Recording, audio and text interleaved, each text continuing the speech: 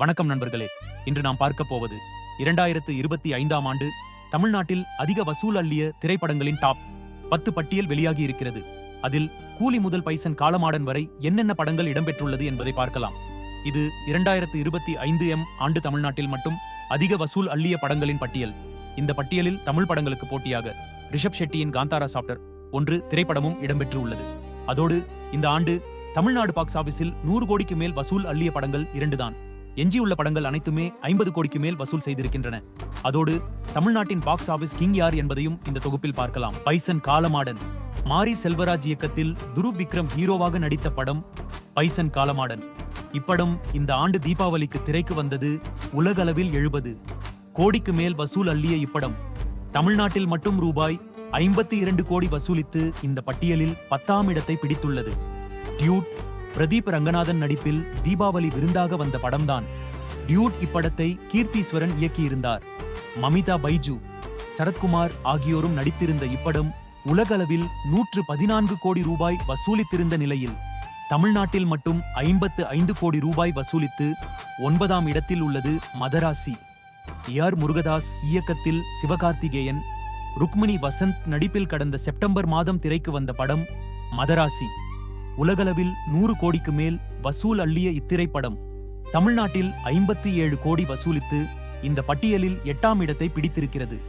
தலைவன் தலைவி இந்த ஆண்டு விஜய் சேதுபதிக்கு பிளாக்பஸ்டர் வெற்றியை கொடுத்த படம்தான்.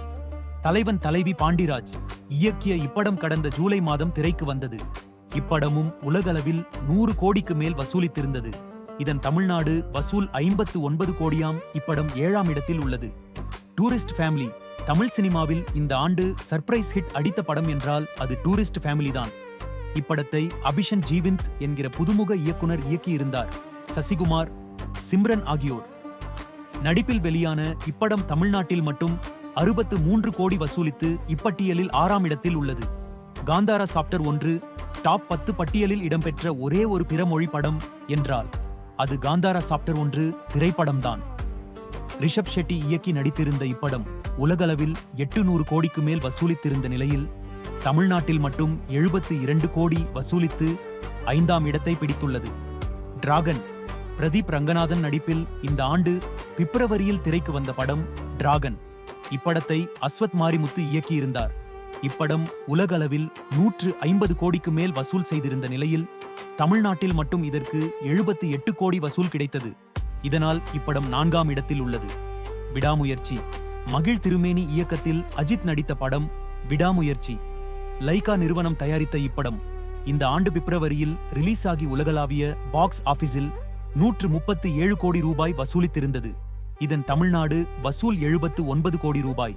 இதன் மூலம் இப்படம் 3ஆம் இடத்தை பிடித்துள்ளது. கூலி தமிழ்நாட்டில் இந்த ஆண்டு மிகவும் எதிர்பார்க்கப்பட்ட திரைப்படம். கூலி லோகேஷ் கனகராஜ் இயக்கத்தில் ரஜினிகாந்த் நடித்த இப்படம் கடந்த ஆகஸ்ட் மாதம் திரைக்கு வந்தது. இப்படம் உலகளவில் 520 கோடி ரூபாய் வசூலித்திருந்த நிலையில் தமிழ்நாட்டில் மட்டும் 147.2 கோடி ரூபாய் வசூல் அள்ளி 2ஆம் இடத்தில் உள்ளது. குட்பேட் அக்லி இந்த ஆண்டு தமிழ்நாடு பாக்ஸ் ஆபீஸில் அதிக வசூல் அள்ளிய படம் என்றால் அது அஜித்தின் குட்பேட் அக்லிதான். இப்படம் தமிழ்நாட்டில் மட்டும் ரூபாய் 152.20 கோடி வசூலித்ததே சாதனையாக உள்ளது. இந்த சாதனையை இதுவரை எந்த படமும் முறியடிக்கவில்லை. அடுத்த 2 மாதங்களிலும் இச்சாதனையை முறியடிக்கும்படியான படங்கள் இல்லை. இதனால் இந்த ஆண்டு தமிழ்நாடு பாக்ஸ் ஆபீஸ் கிங் ஆக அஜித் தான் இருக்கிறார். இதுதான் 2025ல தமிழ்நாட்டுல அதிகம் வசூல் பண்ணிய டாப் 10 படங்களோட லிஸ்ட். படத்தோட பெயர், வசூல் எல்லாம் ஒரு சைடு இருந்தாலும், ஆனா இதுல எந்த படம் உங்க மனசுல இடம் பிடித்த ஃபேவரட் படம்? அதுக்கு உங்க காரணம் என்னன்னு கீழே காமெண்ட்ல சொல்லுங்க. வீடியோ பிடிச்சிருந்தா ஒரு லைக் போட்டுட்டு உங்க ஃப்ரெண்ட்ஸ் கிட்ட ஷேர் பண்ணுங்க. மற்றும் சினி அரசியல் சப்ஸ்கிரைப் பண்ணாம போகாதீங்க. நெக்ஸ்ட் வீடியோல இன்னும் பெட்டர் கண்டென்ட்ல சந்திப்போம். தேங்க்ஸ் நண்பா. Love you all.